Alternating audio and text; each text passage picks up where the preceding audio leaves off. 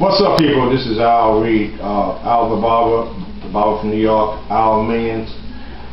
Just on Sunday night, as you can see, I'm cleaning my tools here, getting those ready for the week coming. It's very important that you keep your tools clean and that you prepare them and have them airtight so that when you start working, you don't have a problem.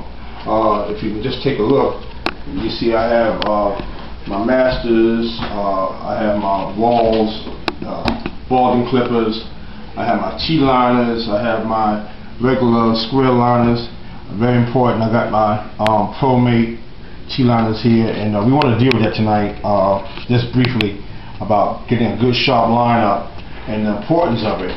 But also, I want you to know that got my poop ball. I want you to know that there's been a lot of cry about having a sharp line and having a sharp edge up, and we all want to have sharp edge ups, but we don't want to lose our clients trying to get a sharp edge up.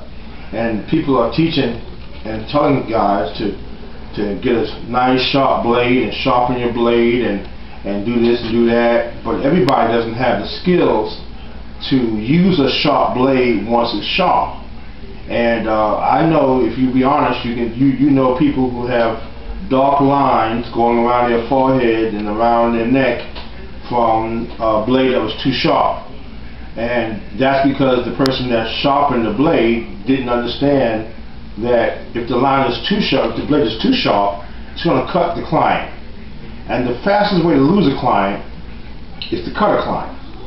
If you draw blood, you will lose your client. And that's one of the reasons why I'll be giving you this tutorial and the new DVD coming out next month on average barbers making above average money. A lot of us, you know, we just average barbers, but you can make above average money if you understand how to keep a client, how to cut and to be clean when you cut, and to want to give your client a reason to come back. And if you cut your client one time, if you cut your client and draw blood, for the most part, unless he's been around with you for a long time, you will never see him again. So it's very important. You know, we talk about having clean and lines and that kind of thing. But if you're going to get a real sharp blade, and if you're going to sharpen it and have the blades almost touching each other, which you shouldn't do, but if you're going to do that, you need to know that if you touch that person the wrong way, or too strong on the back of the neck or the side of the neck, you very well can cut them. If you line a person up while the person is sweating, the person is perspiring, and right now it's the summertime and a lot of us don't have AC where we're cutting, and so you're sweating, the customer's sweating, you're trying to get a nice tight line. That's the wrong way to do it, because you're gonna burn that customer with that blade going back and forth. Is going to give a customer a monkey burn. You won't see it once you do it, but a day or so later, that customer will see a scab going across his forehead and down the side of his neck, and he'll have a permanent scab or scar for about maybe 2 or 3 months because you burned him from a sharp blade. So it's good to have a sharp blade, but you need to know what you're doing when you get the blade sharp. So these are some of the things that we will be covering in the tutorial on how to be a good barber and to make above average money. But if you're not going to have your clients come back, you're never going to make good money. See, the problem is we have clients, we have customers, but something we're doing that causes our customers not to come back. If you have 10 customers, 6 should come back. You're going to lose 4. But if you're a good barber, 6 of your customers should come back. They should want you to cut their hair again if you're doing the right things.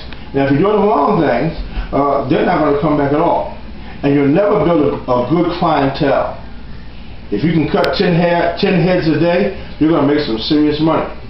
But you're not going to make serious money if you just watch tutorials and listen to a whole lot of crazy stuff, and you end up doing something to a customer that's going to cause them to want to sue you, cause them not to come back, and you're going to cause irreparable damage to somebody that you really don't want to have happen. So be very careful, even with your blades, lining up people with your blades. You want to be very careful lining them up. Make sure everything's clean. Don't blow on your clipper and then start cutting somebody. Make sure you sterilize and you sanitize all your equipment, because whether you know it or not, sometimes your customers know more about what you should be doing than you do.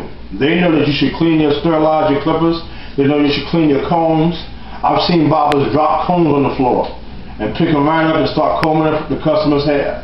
All kind of crazy stuff that causes customers not to come back. And so the key to making big money in barbering is to be able to maintain and to have your customers come back. If they don't come back, you're just wasting your time. You just got a one-time deal.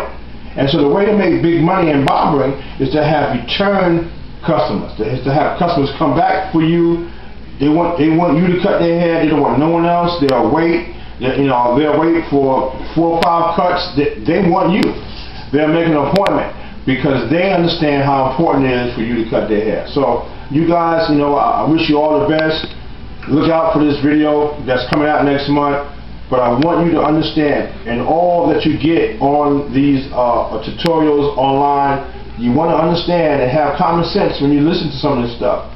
Because if you're cutting somebody up, if your things are too sharp and you don't know how to handle them, a lot of these guys, they have sharp tools, but they understand how to use them. They've been doing it for a long time. So they can tell you to get a clipper needle point sharp. They can tell you that because they know how to use it. But if you have a needle point sharp clipper and you don't understand how to use it, you're going to cut somebody. And if you cut somebody, they're not going to come back. So look, hey, I don't want to give you a whole lot of bad news, but very important. If we're going to give you the good stuff, might as well give you the bad stuff, because that's what's going to keep you from having a problem and not having return customers.